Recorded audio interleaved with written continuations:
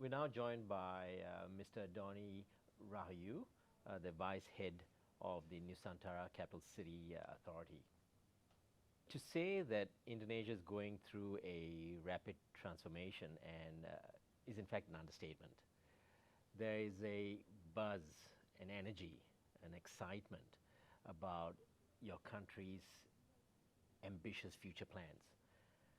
One exciting plan is the development of Indonesia's new capital, Nusantara. It's a new, green and smart city on the island of Borneo. So it's a huge undertaking. It's attracted a lot of global interest. As the Vice Head of the Nusantara Capital City Authority, could you provide some insights into the specific vision of the new capital? Okay, thank you, Dr. Eugene. First, there is a huge opportunity for Indonesia to develop since we have a huge population and huge resources of nature. And I think in my perspective as one that have experience in building a city in private sectors, I think it is a good opportunity for us to develop the new ecosystem, and we call it will be the Indonesia X or Indonesia experiment.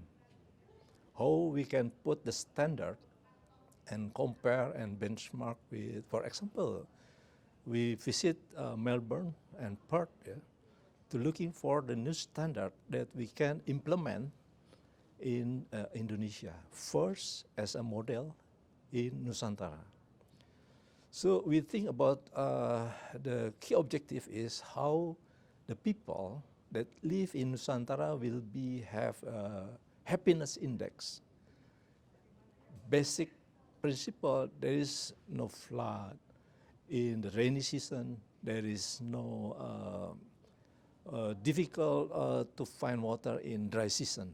So we have to have a governance of water management, and we already have a very potential to develop in IKN because there is 7 watershed there, and we have forests surrounding the city.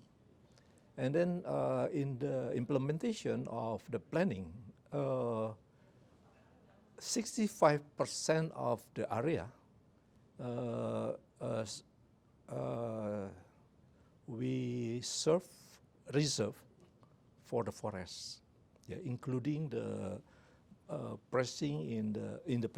the residential park will be as a forest city that will absorb and retain the water, and we combine with multi-utility tunnel that we built to support that in the rainy season there will be no flood, and in the dry season we have plenty of water that we can support the ecosystem of Nusantara.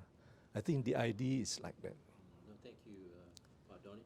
So you talked about with the EKIN, the new capital city, you talked about sustainable development and innovation that you're pursuing. So speaking of sustainability, I understand that you are visiting Australia to learn more about urban wetlands and water management, especially the concept of sponge city. So could you tell us about the sponge city concept and how this concept is going to benefit the new capital city? I think sponge city is not engineering only approach. I surprised in Perth. I visited Perth about 3 months ago. The head of public works, it came from environmentalists.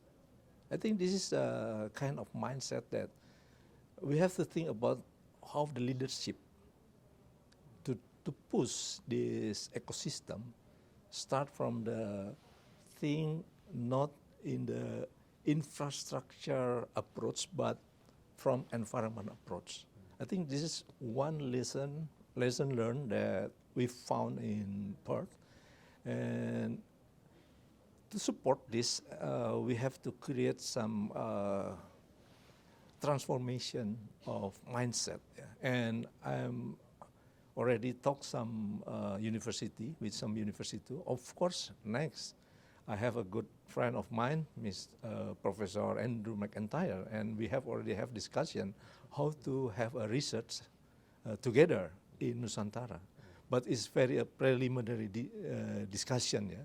We have to dig to found another potential to work together in a collaboration and to invite some of companies that we already provide in the ecosystem with regulation, that company who funding the research will receive the super tax deduction, the huge super tax deduction up to 350%. Because we know the funding is important, and we invite all the champion from companies to involve in this movement to create some innovation in Nusantara. Thank you. You talked about leadership, you talked about transformation, but you also talked about collaboration. Collaboration. Yes. And there is a shared interest between Australia and Indonesia in this particular area. Can you talk more about how you see that deeper connection in collaboration happening, particularly in science, technology, engineering, and even in skills and training? Fortunately, we have Indonesia-Australia Comprehensive Agreement Partnership in economic. So I think this is the good base for us to have a progressive, continuing process and how to implement. The important one is, I think, that we have discussed this morning, that implementation is the more important to improve our quality of water governance in Indonesia, and to provide people with plenty of clean water, and to reuse all the grey water and storm water to prevent in the forest area that we develop, and to give the citizen the fresh water and water. I think it's very important for every single thing in urban development. I think in the future, it's a very huge potential with Australia, and we have to learn, because I think Indonesia have a huge potential to develop, and Nusantara is our opportunity to do that together. Well, thank you, Pak Dhony.